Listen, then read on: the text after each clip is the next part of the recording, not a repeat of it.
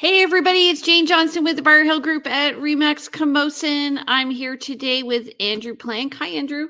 Hi, Jane. We're backwards today. Let me see if I can switch us around. Oh, look at Here. that. There we are. And we have our guest today, Andrew Nicholls of Arbutus Appraisals. Hello. And Andrew's having some renovations done in the background, so he's trying to be behind the scenes. And then we also have Jen Lowe of DLC, that's Dominion Lending Mortgage, Modern Mortgage, right? Okay. So because I expect this is going to be a long show, how about we do the stats first and then we'll get into our discussion. Sure. And what are we talking about today, Jane? We are doing a summary of all the market update from May to May 31st. And then we're just going to review at the beginning our last little week here since it's June 6th. And then we're going to discuss the inflation and interest rates and how everything is affecting appraisals and what everybody anticipates happening. So if anybody has questions for what's going on in the mortgage world, what's going on with appraisals, we've got two wonderful people here who can chime in and give us their take on things. Yay. Yay. Okay, so sometimes we're doing end of month stuff. So that might take some time. Do we actually want to sort of... I think we do. I think we do, because I think it'll give us a perspective of what's going to be happening. Okay. I appreciate our guests' patience then. Well, they can chime in as well as we go along. All right. Please do, guys. All right. So welcome everybody. We're doing our June 6th market update with Andrew Nicholls, appraisal, and Jen Lowe, mortgage broker extraordinaire. So Karen Denny-Smythe, who's the president and sometimes watcher of our show. Welcome, Karen. Are you there, Karen? I don't know. Anyway, she's saying the real estate market in Greater Victoria is returning to a steadier pace. We will see that in the stats. She calls the previous 2 years pretty strange, and that's true because of the pandemic. And while inventory is still lower than normal, it is now within our 5-year average, and the increase in inventory is going to bring buyers more choice. Absolutely. Yeah. So last week, go ahead, Andrew. Okay, so just in the last week, so we're on the right hand. Are we doing the right hand one then? Sure. Yeah. So the right hand column there, month to date start market stats. We're only in June 6th, so we don't have a lot of stats yet for the month of June. But so far this month, we've had 111 properties go unconditional, meaning that people have come to firm and binding agreements to purchase. That's compared to, for the full month of June, 942 in 2021. 224 new properties have come listed in the last just under a week, compared to, again, 1,208 for the full month of June. And currently, and this is what Karen Denny-Smythe was referring to in the last slide, we are way up from where we have been on active listings. We're at 1,789 versus 1,375, which was really, really tight last June. So we're moving into more selection. I don't know about you though. I'm working with buyers who are still not finding the selection in their price point though. So I showed a buyer 4 properties in a row last week. Oh, good. That's exciting. Super exciting. For anybody watching who's not familiar with it used to be, we could set up 8 showings in a row. If somebody wants to see a bunch of properties, we go and request those showings. There's a good expectation we're going to get 80% of them approved at least. And in the last little while, it's been like, if there's 10 properties to choose from, which there isn't, you might get through 2 of them because the rest of them are already under contract. Yeah, and actually it's funny because we did go for 8. We saw 4, but so better odds, and it gives good perspective. So the buyers are we're going out again today, but the buyers are able to see properties across geography and price range. So that was good. Okay. Yeah, it's a whittling down process. It's definitely a whittling down process. Seeing what's out there and having more selection to see, even if it's not the property ultimately that you're going to want. You might say, I don't really sure about this. You should still go view it just to get that perspective and see what it eventually sells for. Helps to tune you. Yeah. Often actually buyers say, I don't want to waste my realtor's time. Yeah. Because I may not be interested, but actually for us, it's a great opportunity to get into a property, especially with COVID. We're not going to be going and looking at properties unless we have a qualified buyer. I had a client yesterday say, I'm sorry, I don't want to, sorry you had to come out here for this one that we didn't want to buy kind of thing. Because we got through it and it was obvious it wasn't for them. And he said, this must be really hard for you. And I said, no, this is part of the job I really like. I like to go and see these properties. And if it doesn't work out, it's like, it just tells us more about what you're looking for. Your feedback. Really, really helpful. So that's what we're here for. Actually, and I know going down another side road here, but how many times do you get someone who calls you, the listing agent, to say, hey, I want to see this property, but I don't want to bother my agent? A lot. Go bother your agent. That's what the buyer's agents are there for. Oh, I love it when they call me as a listing agent, because now I got your name, your number. You've probably told me your story, even though I'm telling you I'm working for the seller, and I'm working for the seller. And when your agent brings you through and you write a contract, I now have divulged all that information to the seller. To the buyer. Yeah, to the seller. To the seller. Okay. Market Watch, 306 new listings, pending 188. This is really important because it shows it's like sitting on a pulse. So now we know listings and sales. So we have a bigger gap than we've had in a long time. And price decreases 111. So that's significant. We were down to about 26 last year. Price increase 1, which we know is probably a typo. Back on market are properties that are having work done. So there are 3 of those. And then sold, it's going to be a big week because it's the 1st of June. Yeah. And 417 listings sold. Usually like the 1st and the 15th are big times. And Jen, do you agree with that? Yep. Well, the 1st and the 15th, yes. Yeah. Okay. And then 43 properties expired. So again, showing that not everything sells. Right. So actually, one of my clients is writing on an expired property because they're relisting it today for less price. Right. So, yeah. Okay. Total active listings. We were at 2,600 2 years ago. We went up to about 2,700 in June of 2020. We dropped down in June of 2021 to 1,400, and now we're back up to 1,800. So looking good. Yeah. And you can see we're still not, we're not near the May 2020. We haven't, we're past May 2020 here in May 2022, and we're still much lower. So we could raise up again higher. But this curve is a little bit behind the 2020 curve. Right. And when we got into real estate in 2006, the numbers were 3,400. And just think, relatively speaking, how much fewer houses were available at that time, as well as people here. So proportionately, we're low. Yep. Okay. You want to explain this one? No. Okay. So we've got 2 lines here, two different types of information. The bars are the number of listings in that month, or coming on. Yeah, the number of listings in that month. And the sales is a line there following the number of sales going through. So sales tend to flow a little bit behind or lower than the listings. But you can see here we have quite a few lists. Let's go to May 2022, the far right. You can see, almost less than half of the listings are selling in that graph. So less than half the listings, and the sales are going down a little bit while the listings are going up. You can see the 2 curves. The sales curve is going down somewhat, and the listing curve is going up.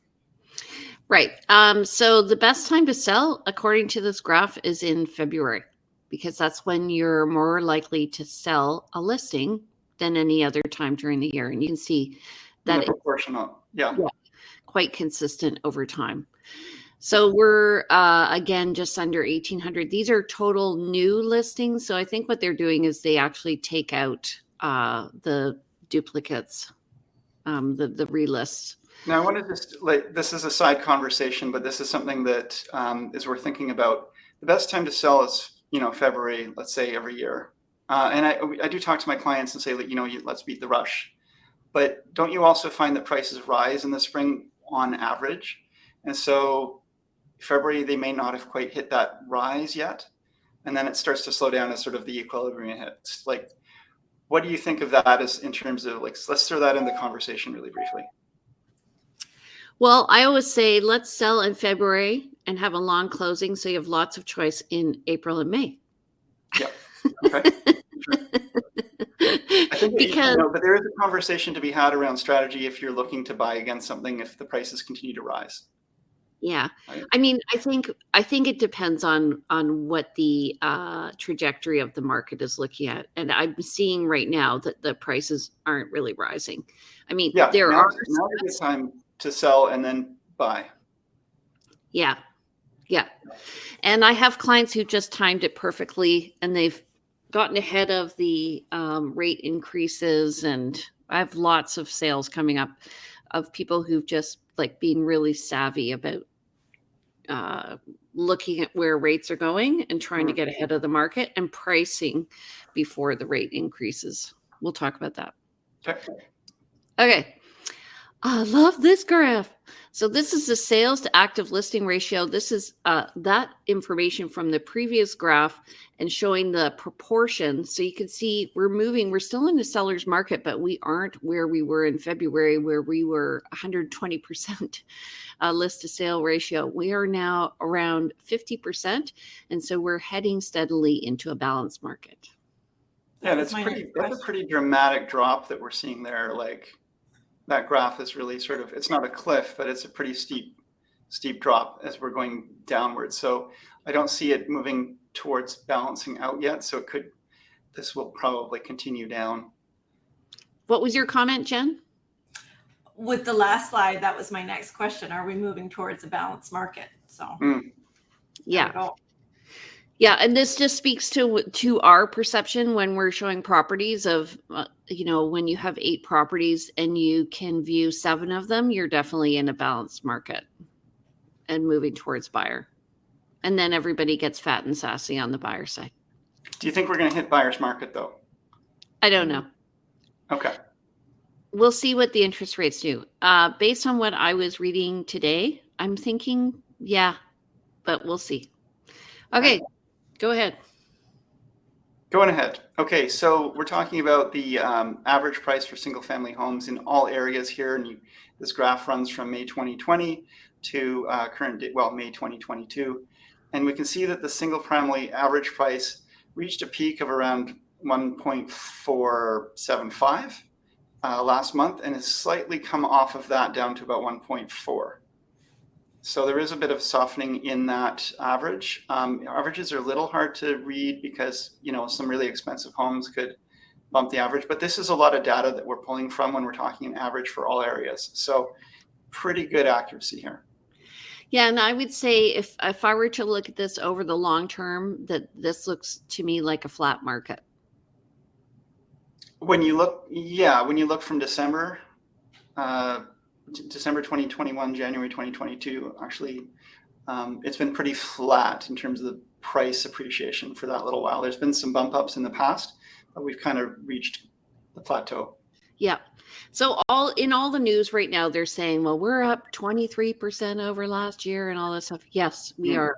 But it looks like it's flattening out. So I think that's personally a good thing. And maybe even we're heading towards a little bit of a decrease in pricing for listings. We'll see. Anyway, it just speaks to sharpening your pencil when you're talking to your listing agent and making sure that you are pricing so that you hit the market value where buyers think the market's going to go. Previously, you could list and the sale price would go up. Now I'm thinking it's not going to be heading in that direction. You can lose money by pricing too high, whereas in the market before you were insulated from that. Yeah. Okay. Okay, so condos, similar pattern. The curve is a little smoother. There's a lot more data on condos actually, because we've got more condo units than single family homes. But we've got this rise up from August 2021 on a slow curve up. Then we reached a peak this January, and it's been sort of a slow, steady, very slow, steady kind of softening, I guess you might say, on the averages. So we went from a peak of about, again, 690,000 down to just over 650,000 on an average condo price in Greater Victoria. Yeah, so actually this is a great question for Andrew Nicholls. I'm just wondering, so when you see this sort of data, Andrew, like where you're seeing a leveling out or maybe even a decrease, so even in row townhouses here, row townhouses we always talk about, there's less examples of them. What do you do in terms of appraisals?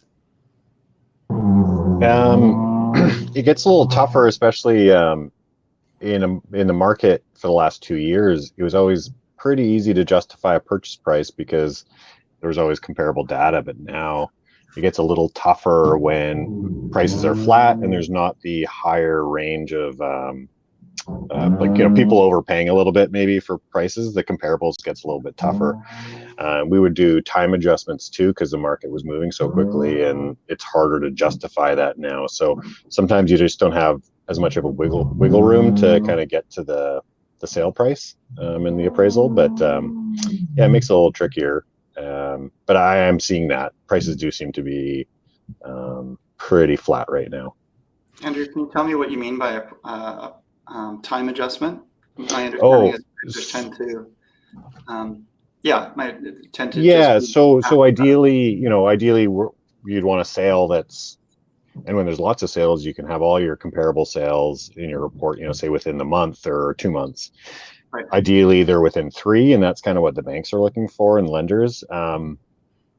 But if we go back further, sometimes you go back a little further to find good comps, especially if there's not a lot of availability. And we'd adjust based on market data. We'd adjust the sale price to reflect that. So say it was 5% adjustment, which we were doing a fair bit. But now if the market's flat, we're not doing that just because the prices don't seem to be increasing quickly. Right. There's no adjustment to make because it's been flat for a while. Yeah, exactly. Okay. What I have found too, I recently had a listing where a comparable sold just down the street, and it was a very different property. Mine was 2 levels and had a double car garage, and the other property was 1 level. We were on a bigger lot, but when the appraiser did the appraisal, they referred to the property 2 houses down. And so the appraisal came in $150,000 less than asking. So the buyer had to make a decision about what they were going to do. So what do you do in that case, Andrew Nicholls? Yeah, it's that's where it can get tricky. And now what I would do if I thought, maybe there's not a lot of good comparables in the area, and so you think that the house 2 doors down is going to give you kind of your best value in the comparable of your comparable options. You actually make it a construction, and we call it a design and appeal adjustment, but it'd be, it's kind of construction quality, because the 2-story that you were looking to buy, it could cost the cost per square foot could be completely different than the comparable. So we try to adjust for that. So we have a handbook that's updated every quarter, and it gives us kind of rough cost per square foot for average quality, good quality, excellent quality homes, and we try to adjust for all that. And it shows us sort of the difference in cost between different styles of housing, and so we would adjust for that, and then we can see what the land value is, because the land value between the house you want to buy and the comparable sale should be similar if, all things being equal, if they're similar size lots, but the houses are different. You strip away the cost of the home and you have your land value, and then you can adjust for the construction quality difference. Are corner lots worth more or less?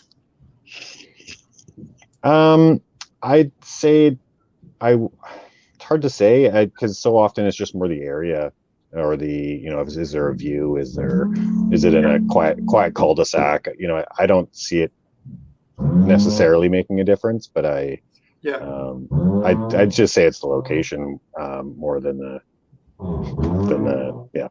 I mean, with a corner lot, you tend not to get truly a backyard, but maybe there's future development potential for some folks with a corner lot, and so you need to look at the whole picture there. I find it so subjective. Andrew mentioned something. I want to pull Jen in on this. When someone does come in, makes their offer on a place, let's say it's $1 million offer on a place, and then the appraisal comes in $125,000 lower. Jen, how is that going to affect What happens next? What happens next? Yeah, because that then goes to the lender, right? Yes.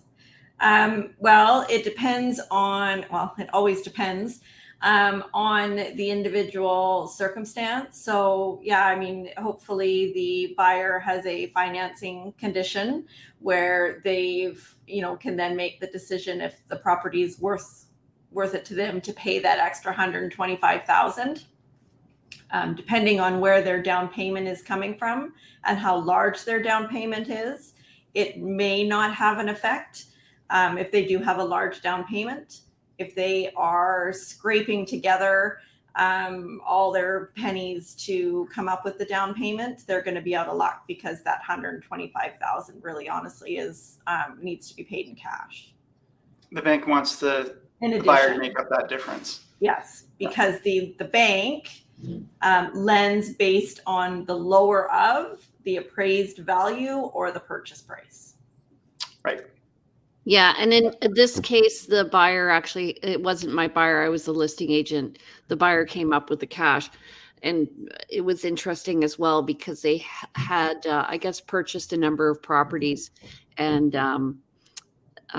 they ended up having to have a commercial loan because of the number of properties they had. So if you have I'll just add to that. I've been getting more, I feel like I've been seeing more requests for second opinions on appraisals. So it'll often be a request and it'll say, you know, we had an appraiser do this and we're not happy with the value.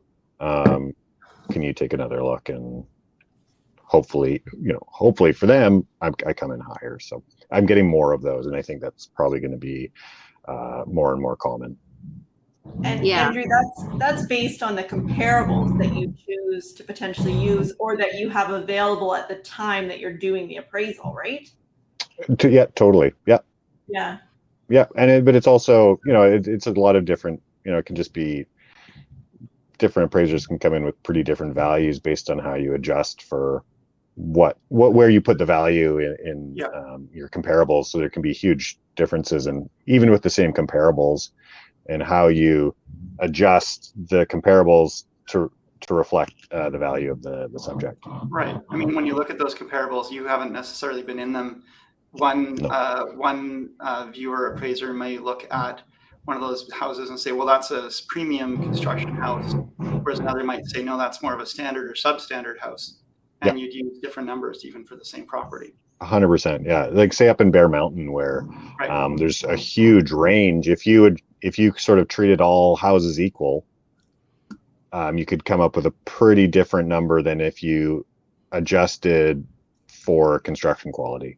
Yeah. And I've been inside of those where, and it's, I mean, it's always reinforced when I take clients through homes and they've gone and made a decision to view a home based on the photos. And then we go through it and you can just see the quality of the construction, the quality of the finish. Everything is just subpar. And yet on paper, great floor plan, good looking home.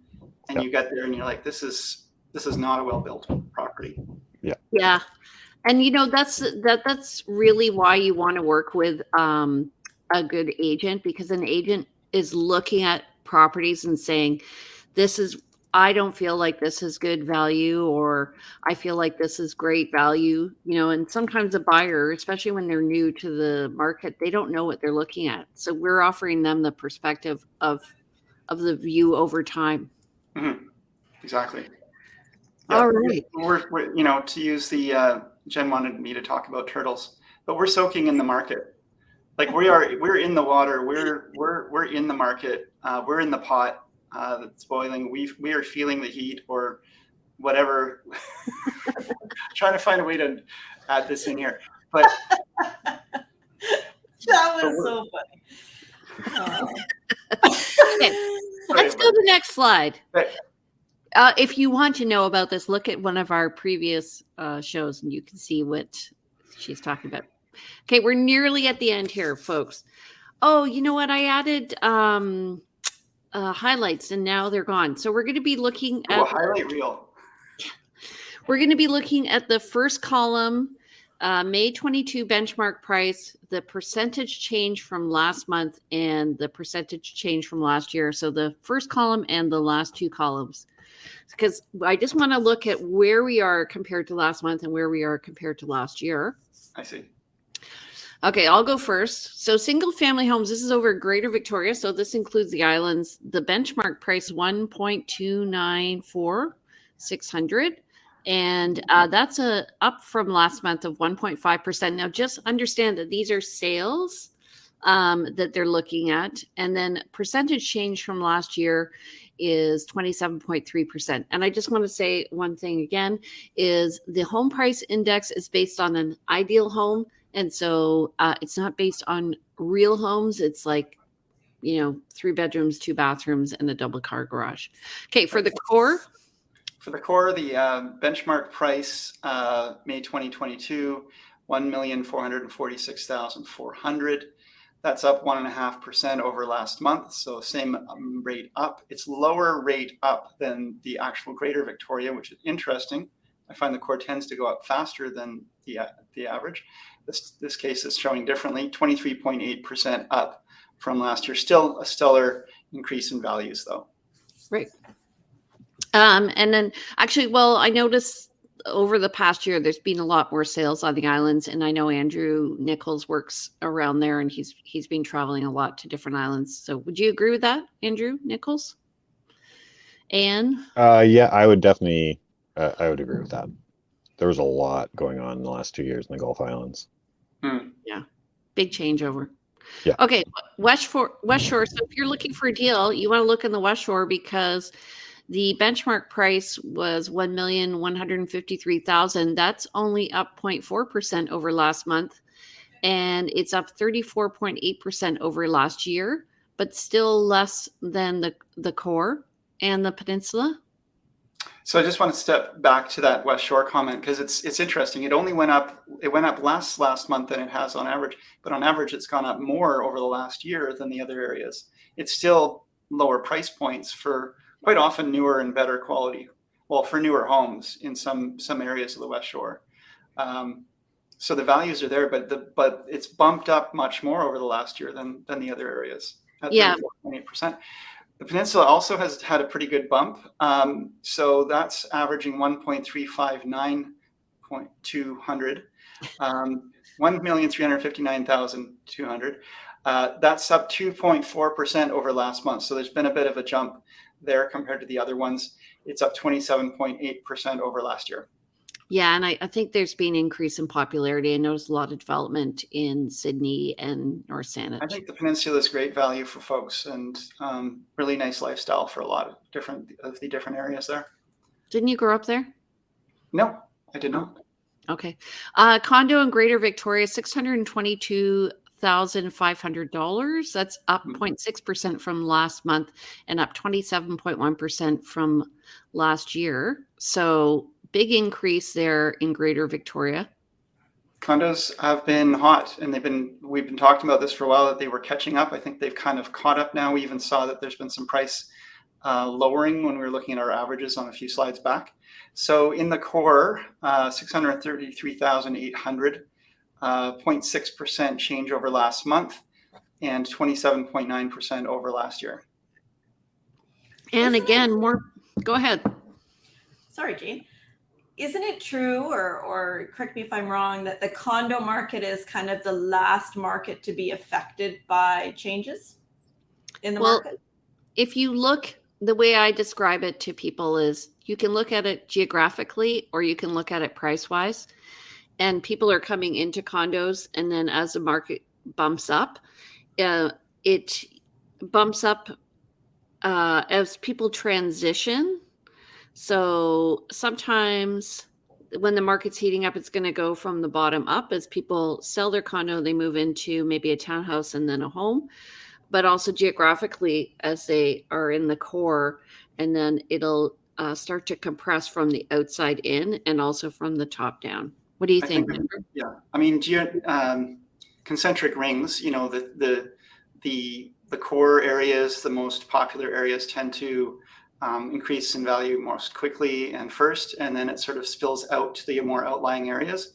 But in terms of condos, I think that's a little bit more nuanced and harder to say, because when we have a big building boom, we end up with a lot of condo inventory, versus when I think we were a little bit behind on inventory. Now we've got a lot of condos building. So it's hard to sort of say with a big brush to say this is exactly what happens here. But what we had was COVID caused a lot of people to get feeling like they were surrounded by four walls and a tight little space and wanted to get the heck out of there.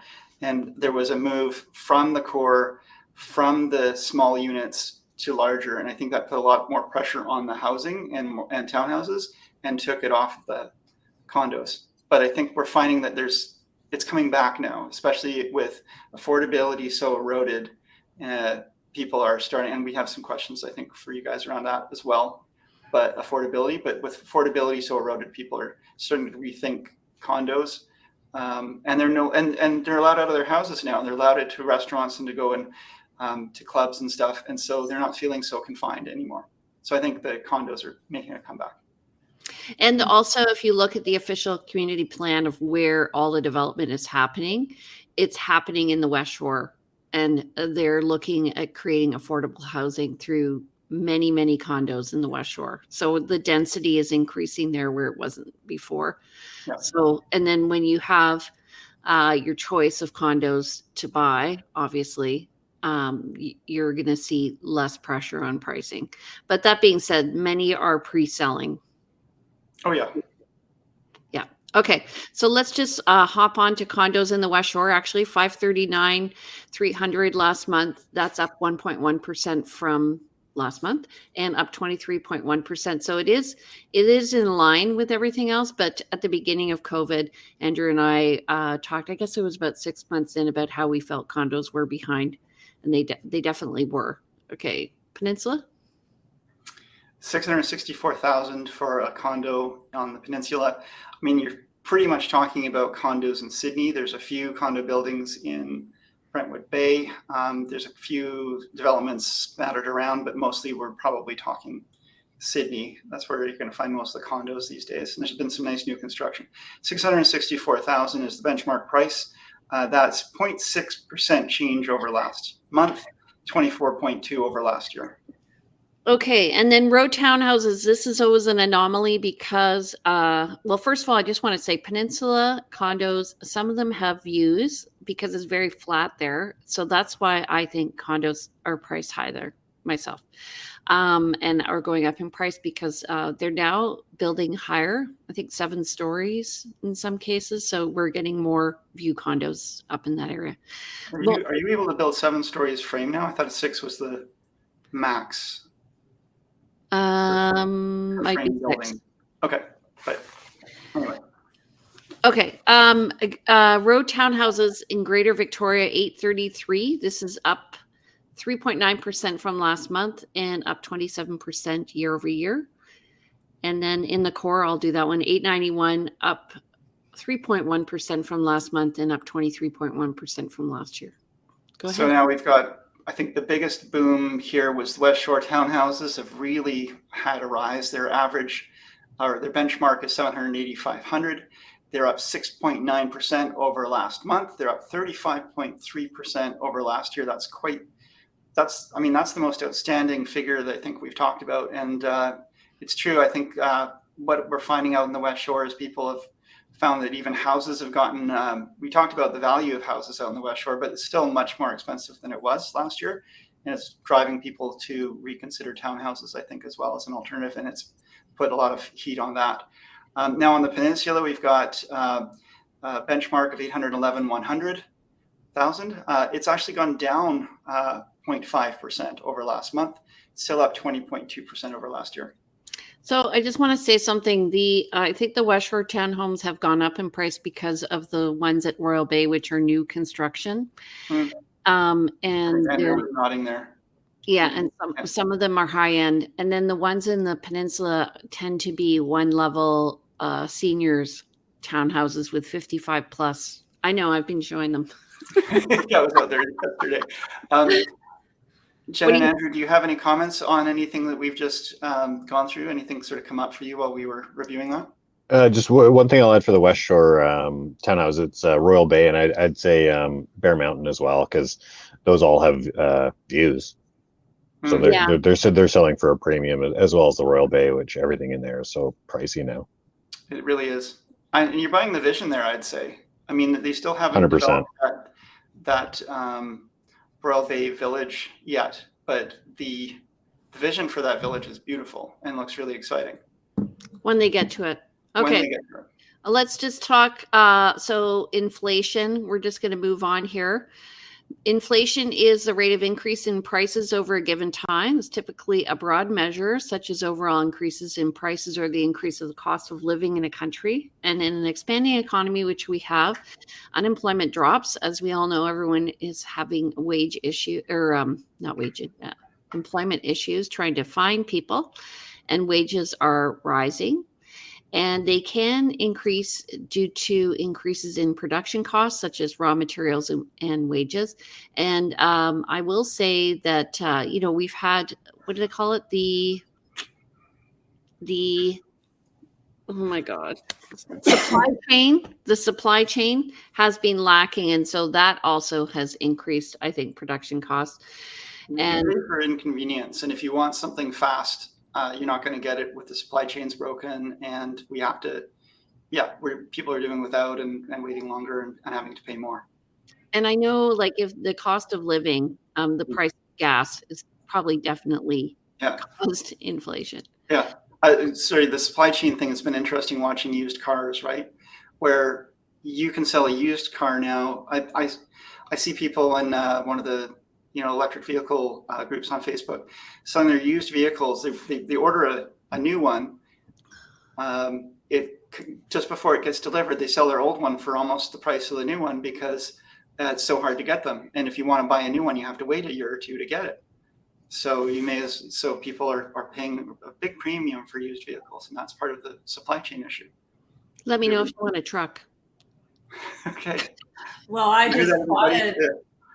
I bought a new vehicle, and I'm turning my lease in, getting a ridiculous amount of money back for my lease. And the vehicle I bought, I didn't even drive it because you can't, because there's no vehicles to drive. Brand new. Oh, you didn't test drive it. You just bought it. I sat in one that belonged to the manager. And right. It's crazy. I thought, I can't believe I did that. But anyways, I'm quite excited. I'm getting a Ford Bronco. So cool. So your experience was kind of like buying a house in the last few months. Yes, exactly. Well, and I was going to chime in from a real estate standpoint. It is interesting. I mean, our immigration is booming hugely, and we have such a supply issue. But the supply issue goes towards more like your fridges, your cars, your appliances, furniture, all that kind of stuff. It is interesting how real estate is lumped into that as well. Well, if you're talking new construction, you want to build a new home, and you need to get that fridge, and you need to get that lumber, and you need to get all the various bits and pieces, plus find the labor when nobody seems to, when there's a labor shortage. It tells you that it's going to be, that home values are going up. Are going to have to go up because there's nothing available. So that's where I kind of feel like it's impossible to predict the future, but it feels like with immigration still coming in, net influx into the province is greater than the people going out, and we have really, really low rental vacancy rates. People will be looking for other alternatives, and that includes buying. I don't see the demand going down for purchase. I can see prices softening a little bit as people as their affordability wanes. But I don't see the demand lowering. Well, and I was reading something, so going like to the Bank of Canada, the rate increase, this is a great slide, but I was watching a webinar yesterday, and the comment was that the Bank of Canada, their goal is to basically freak us all out so that we freeze up and we stop buying. Yeah. And that's going to fix the supply chain issue, which it's not. That, in my opinion, that's not going to fix the supply chain issue, because everybody needs a place to live, and What do you think, Andrew Nicholls? Yeah, I think it's. I think at most we're just going to see a flatlining of prices for a while, because the demand is here. Everyone wants to live here. Yeah. It's a nice spot. We still have, the affordability is going to maybe put a dent in it, but there's still going to be more people who want to move here than leave. So yeah, there's always going to be some demand. You know what, Jen? You know what I would do if I were a mortgage broker right now? I'm going to mute Andrew. I would take that screenshot and send it to every realtor every month. Because this we're one often, yeah, because we're often asked, what's the difference in payments per month now compared to a month ago or whatever. Mm-hmm. Yeah. No, I can, happy to send it to whoever would like it. Well, and the second piece to this, so in looking at what the difference is based on 500, 750, and $1 million for your mortgage amount, and when you compare, $121 a month, that sucks. But the reality is people are capable. Most people are capable of paying that. They don't want to, but they are capable of making that increased payment.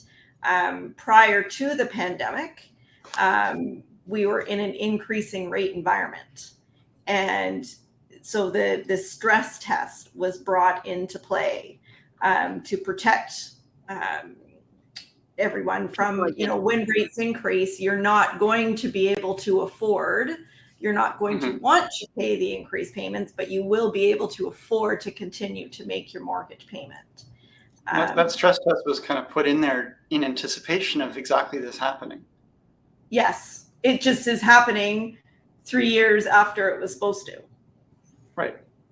Due to the pandemic, It's interesting what you said about the shock to the system. The intention of that is to just really have everybody put the brakes on and say, oh my God, what's going on here? Throwing that turtle in the boiling water instead of the water. Yes. Right? Panic. And, Get me out of here. Get me out of here. Yeah. I've always felt like when you add this, let's say on the $1 million home, bumped 50 basis points, and you're now paying an extra $243 a month, and you say, well, most people can afford that, or we can kind of buffer in that, we can hold that. It does affect our affordability, but on top of that, we also have what we were just referring to. When you buy a new fridge, you're going to be paying more for it. You buy that used car, or an even new car. Gas. And the cost of gas is up, and the cost of food is up. So when you kind of pile those on top, that's where you start to find that people are starting to look and say, well, how do I tighten my belt, and where do I tighten my belt, and what are my options? I just don't see I don't see selling your home and getting out of real estate as an option when the rental market is so high. Well, some people, it depends on their thought processes, but I was going to ask, when some people obviously signed in for a fixed rate mortgage over time, how many people signed in for fixed rate over the past 2 years compared to variable rate in your experience? And are you finding, Andrew Nicholls, that people are doing refinancing for HELOCs and stuff like that? Home equity line of credits? Lots of refinance. That's the majority of work we do, is definitely refinancing, and I think that's a definitely a big part. Everyone's just worried and trying to figure out what to do, and locking in anything at this point, I guess. And we're definitely doing, we definitely do HELOCs as well. We don't often get a lot of context as for why people are doing it, but you can kind of see shifts, and there's more refinancing right now, I would say. What are you financing? What are you finding, Jen? Well, I mean, with lots of fear, lots of like I do, majority is variable rate, and I recommend going with a variable rate.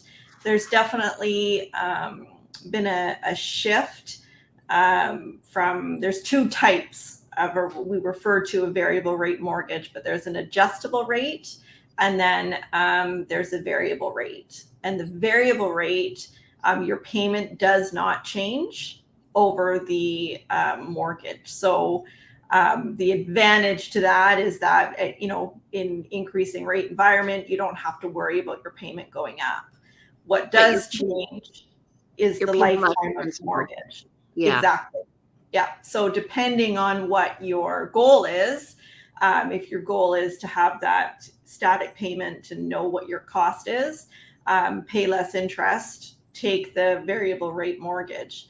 What I wouldn't recommend doing would be to lock in your mortgage, because now what you're doing is you're paying an extra 2% on average to the bank.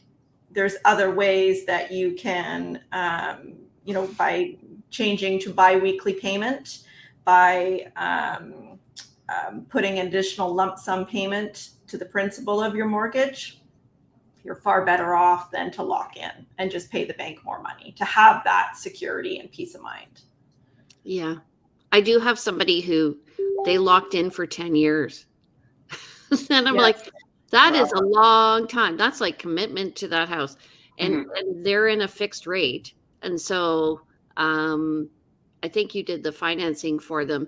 So I just wonder, like, over time, what if something happens and they have to change their situation? They're going to have a big penalty. And that's the other big reason why not locking in. You don't realize until it's too late and you want out of your mortgage what the cost of doing so is. It's huge, thousands of dollars difference going with a fixed rate versus a variable rate.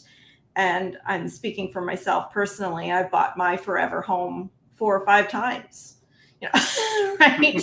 I'm not moving. I'm going to stay here. We love it. It's going to grow with us. And then your kids become teenagers and you don't want them right next to you anymore. Right?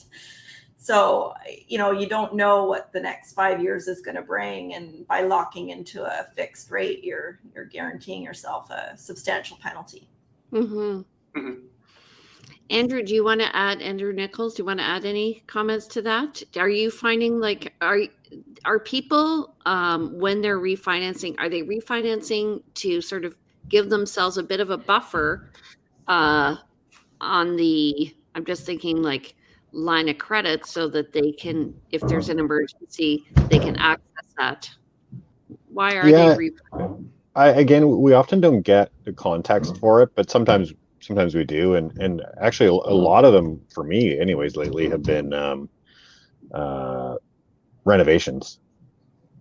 Oh, so like purchase plus improvements type thing. There's that, and then just people who are borrowing against the equity in their home to do renovations for places they already own. But I have done a lot recently too for purchasing to redo. To rebuild the house entirely, or entirely renovate it. So then they're borrowing, the money to build and to buy. What's that? Yeah, putting in a rental suite. Yeah, exactly. Yeah. Best move we ever did was put in a rental suite. Just takes the pressure off. You can often lower your monthly payments by taking equity out of your home and building that suite into it, and then getting the income from it, and it's going to be paying more off your mortgage than you were before, and you've increased the value of your home. So it can be a really smart move to. I had a client who's a builder asked me one point. She said, "Okay, well, I have two choices. One is I could take the equity now that my house has increased in value, and I could buy another property, or I could renovate my home and add a suite." I'm like, "Well, renovate the home, you have a suite, then you have more equity, and then you can buy the other property." Yeah. Good point. And, you know, I always suggest to my clients that, you know, when they're looking for their first home, not necessarily for their forever home, but their primary home, let's put it that way, that they should be a little less concerned about, you know, getting the best deal, the best value, hitting all the marks, but make it the home that you want to live in. Like, make it a home that buy the home you're happy with, and don't worry so much about it's when you're buying the investment home, that's where you're going to be taking out the pencil and going really sharp. Yeah. But, you know, if you get really sharp and you miss out on a wonderful home in a great neighborhood that gives you the lifestyle you're looking for, because you're trying to save $10,000 by commuting to Langford, that just makes no long-term sense. So you got to, I think, put in that subjective value as well. One thing I'll add with the market, actually with the rental suite, is that, and Jen would probably be able to speak to that too, but we'll often get requests added to the appraisal to do a market rent estimate, so you can potentially borrow more as well. So depending on what your plans are, what you're wanting to do, you can borrow more against the house, and that can also help you hit the value to buy a house if there's a rental suite in it. Yes. Yeah, and especially if you have a rental right now that's below market value, right? As most people do. Yeah. Yeah. Yeah. Okay, so we're nearly out of time, so I thought maybe we could ask everybody to tell us how do they get in touch with you. So let's start with Andrew Nicholls.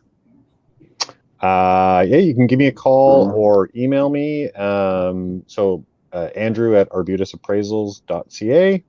And my phone number is 778-440-4418. And yeah, let me know. Happy to help. Okay, and if you want more information or you like this sort of interactive, please give us an email, send us an email. How do they get in touch with you, Andrew Plank? Andrew Plank, they can reach at, they can call or text me at 250-360-6106. Email me info@andrewplank.com. And again, come to my website, check it out. Lots of information there, andrewplank.com. Okay, and Jen?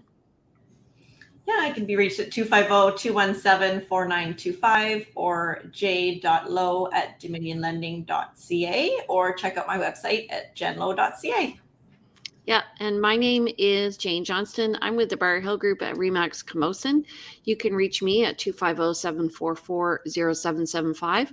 You can find these videos at vancouverislandtime.com, or if you want to buy or sell, please visit briarhillgroup.com. And don't forget, every Monday we are on at 10 o'clock in the morning, and we would really love it if you want to subscribe. So, and I'm trying to find my banner to hide it. There we go. So please don't forget to subscribe and tell us that you love us, and tell us what you want to hear. We all want to be loved. Just tell us you love us. That's great. That's all you need to send us. It's just little sweet messages. Yeah. Thanks, everybody. We love you all. Thank you for coming. Yeah.